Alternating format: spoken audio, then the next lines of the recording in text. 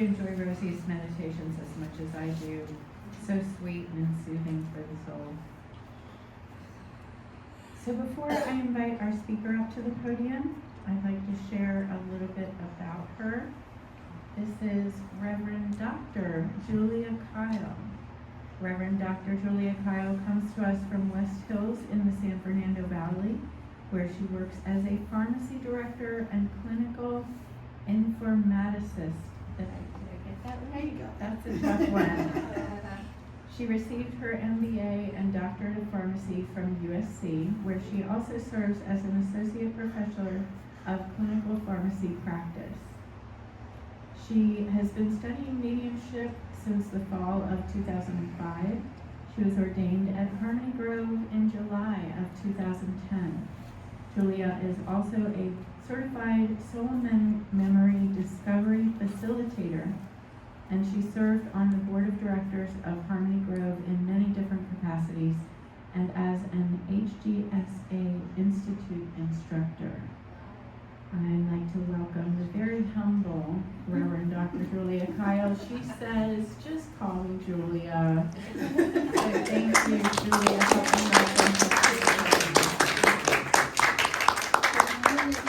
Good morning. So we're going to attempt to play a piece of music through Chris's technology. We got this. And it's called I Choose Love by Sean Galloway.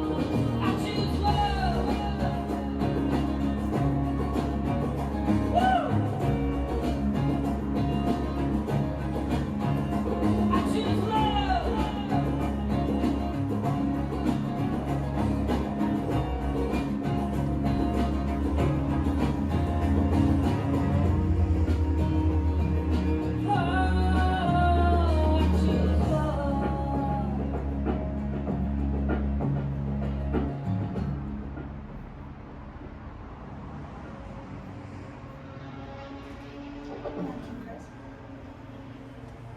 So 3 simple words, right? I choose love. So simple, so easy, very easy to say, not always easy to do, right? We've often, I think most of us in here, I know I have encountered people that really challenge the concept of myself choosing love in their presence. And really sometimes you just want to tell people what you think of them, right? But you can't, or sometimes you can. I'm not going to give you the straight answer that you don't go, if you're having trouble with people, that you don't express those feelings, those concerns, or that you do. But either way, you have to choose to do it from a place of love, from a place in your heart. That is not a place of weakness. I hear a lot lately people talking about, love and compassion being weaknesses and not being something to be proud of. I'm going to disagree very strongly, because love and compassion is the greatest center of strength that you will find within yourself. You cannot find a stronger center of strength than to operate from a place of pure love. Now, as one of my friends, Reverend April, says, you do not have to like everybody, but you do have to love them. There's a difference in not liking the personality and in loving the spirit that person is. When you are coming from love, that love is divine energy. That is you connecting to your higher self, plugging directly into God and bringing the strength of spirit and the strength of God around you and within you. You cannot get a stronger place. If you get nothing else from our sharing today, please walk away with that. You cannot operate from a stronger place than a place of love. You may feel challenged. You may feel scared. It may be a painful place where you're trying to show that love to someone, but you've always got to give it a go. And you can tell someone, you know what, Chris? You just need to shut up and sit down. But you say it from a place of love, not a place of power and trying to put somebody down, but from a place of this is not the time, and in love I'm trying to help you with that. The Dalai Lama has a great example where he talks about sometimes in order to prevent someone accumulating negative karma and taking out of their little karmic bank account, you have to stand up to them and tell them what they're doing is wrong and call them on their actions. And then you have to step back and let them go and do what they choose to do. But what you have done in doing it from a place of love is saying, I'm not doing this because what you're doing is stupid and I really think you're crazy here. You're saying, I'm doing this because I see the negativity it's going to bring to you, and I love you enough to want to try and stop that. I love you enough to want to try and help you. We're all here to love each other. We are. And I'm not saying I'm like a woo-woo, kumbaya, I love everybody type of person. I have people who push my buttons, I really do. And sometimes I have buttons I didn't know I had. And I'm sitting there, that's interesting, where's this coming from? You are you. You are who you are. You are who your soul being is expressing in this lifetime. But we're all here to learn and grow. Every single one of us. If we weren't, we wouldn't need to be here. So don't put yourself down. Just approach each situation with, I'm going to do my best. I'm going to try and put on the pink glasses and come at it from a place of love. And I'm going to try and do my best. For myself, what I do, if I know I'm going into a difficult situation or even an easy situation with a difficult person, I call on the orange light because that's supposed to remove obstruction. I'm like, please remove all obstruction so that we can come to wherever we need to be for the highest and best of everyone. It may not be what I think that should be, but we need to get there and bring in pink light for love. Surround us and fill us with love. And I can't tell you how many times I've done that and thought to myself, wow, this really works. It really does work. To the point where when we were open to the public and we had a gentleman who was screaming at the pharmacy window at my staff because his physician hadn't called in his order. And we were like, we'll try and call right now. And he was just screaming.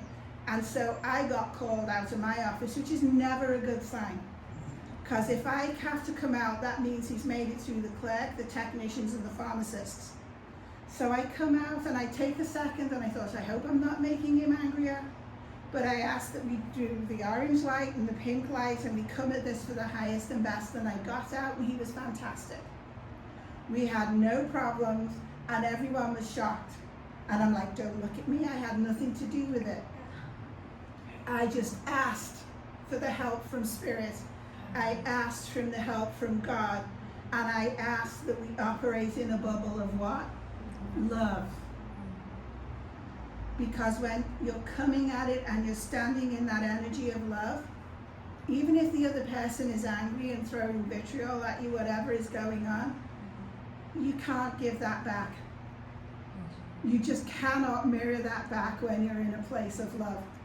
It's just, it's spiritually, physically, mentally, emotionally, however you want to think of it, impossible to spew anger back at someone. And I've had some challenging people, and people who I've greatly respected, who have not acted in a way that perhaps one would hope folks would act, but I still love them. Do I say I respect them quite as much as I did? I think not. But I still love them. And I still choose to operate from love. Each one of us needs to take that to heart. Because it's better for us as individuals, and it's better for each other. There are very few people in this world, very few, I can probably count maybe one, who I could say in all honesty I really, really don't like. Bordering on possibly hate, but not quite there. But I really don't want to spend time with that individual. I don't want to be around that individual. If they contact me, I'm nice to that person, but I really don't. We're no longer gelling, right? There are going to be very few people who fall into that bucket where you can say, oh my God, I hate so-and-so. And that's a word we all throw out too easily, right? I am fond, I hate broccoli. I hate broccoli. I see no redeeming features to broccoli whatsoever. There's no way you can prepare it that will get over the smell of it. It's just horrible stuff. My mom loves broccoli. We have not reached a détente on the broccoli issue yet. We're still working on that. But do I really hate broccoli, or I just have a strong dislike, right? I have a strong dislike. But we throw the word hate out so easily and so cheaply. I'm willing to bet that most, if not all of us in here today, really don't hate. We really don't have a thing or a person or a someone that we hate. We may have people that we know or don't know who challenge us, who challenge our beliefs, who challenge our understanding, who challenge the way we think we should be moving forward as a society, as a world, as a unified entity of humanity. But all of that is set to help us stand in our strength. This is cliche, but you do not make a diamond without pressure, right? We cannot learn to stand in the love that is given to all of us from God. That Christ-like energy, that God-like energy that fills all of us. We just have to open to it. We cannot stand in that unless we're tested. Unless someone comes up in our face and pushes every button we have and forces us to fall fully, completely, and without reservation into that energy and stand there in love without giving back anything that's being spewed towards us. We need that. We need that as much as I dislike it. We are still in our spiritual development at a point where we need to be challenged. We talk about love. We sing about love. But do we really operate in love? No. Certainly not all the time. Certainly not all the time. If I go through the day and I've got maybe like 25 or 30%, I think that's good. I'm like, wow, that's a success. We'll work on the rest of it tomorrow. And sometimes things come at us and it becomes challenging and it's really hard to stay there. So like in July, I was telling this lady here, I came out of the bathroom to go to my bedroom in the morning to get ready, didn't put the hallway light on. My beloved, darling, sweet little psycho pug Maeve had pooped in the hallway. Mind you, she'd been out and done everything. This was a supplemental attack on the flooring, right? I didn't see it. Oh, no. Down I went, my legs bent backwards and behind me. I didn't even know I'd screamed. I'm apparently screaming. My 86-year-old mother's running up along the house with her walker. I'm coming. What she thought she was going to do, I'm not sure, God bless her. But I'm sitting there in white shorts, sitting on dog poop, with my legs bent the wrong way, and I'm like, oh God, this is not good. And down comes Maeve, trots between my legs and sits down, smiles and wags her tail. Hi. My first response, honestly, was not, I love you. I looked at her and I was like, oh my God, now is not the time to be doing this. And I looked in her little face, and Betty knows this, I've spoken about this before, and I looked in her eyes, I just saw love. She didn't know what she'd done, she didn't know what she'd happened, she just knew I was at eye level, this is fun. I saw love, and all I could do was pat her and say, it's okay. Can someone call 911? Right? That was a challenge, but the way she looked at me, if you look into people's eyes, you will see who they are, right?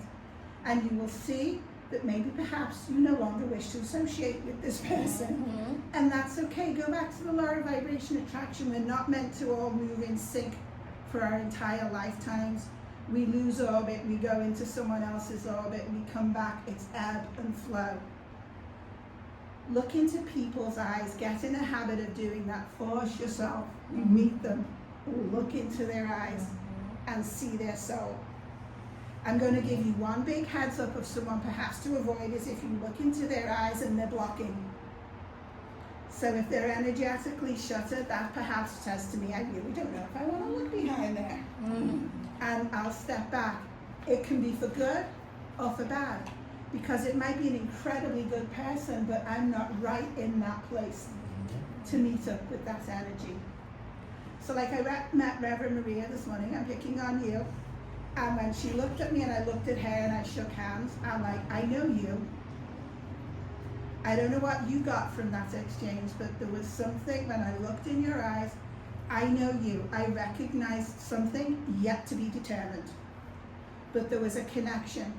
When you open yourself up to allow that, you will meet the people that you are meant to meet. You will see that connection. You'll see the truth of their soul, and you cannot help but feel love. And I'm talking love in the purest sense, not in the physical sense.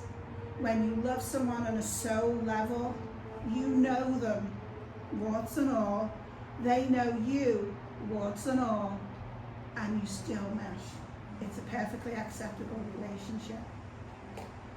So choose love, especially in the most difficult and challenging situations where you really don't want to, and you really just want to stand up.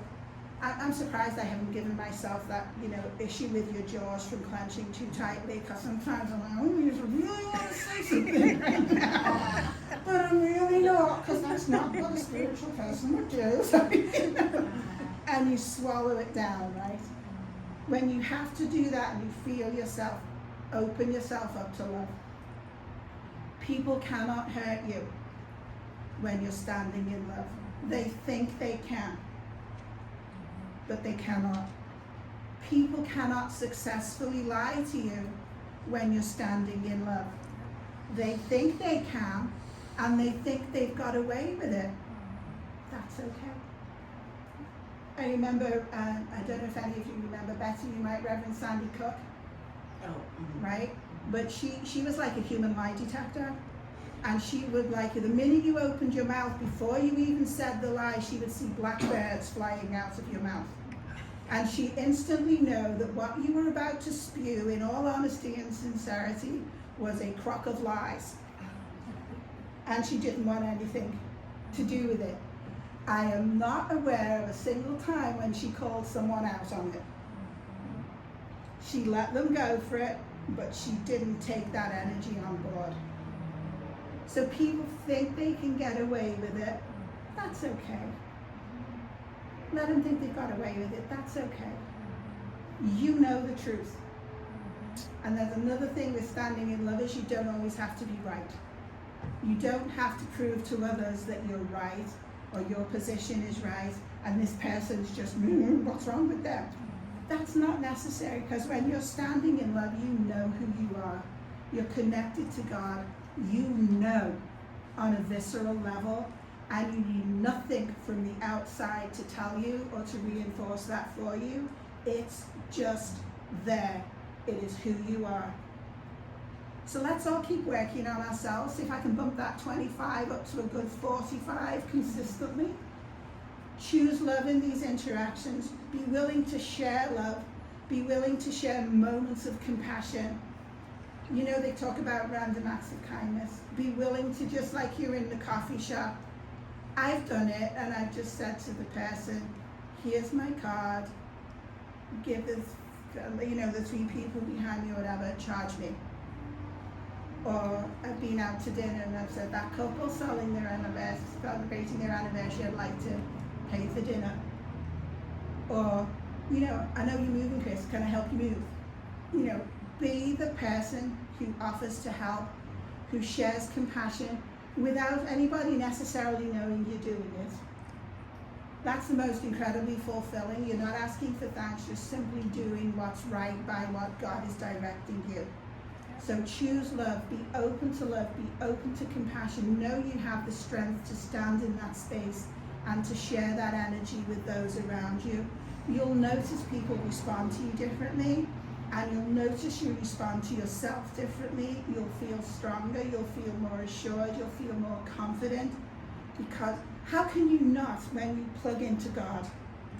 If that doesn't help you, I'm sorry, there's nothing can help us. That's as good as it gets, right? Plug into that energy, share the love. Thank you all so much.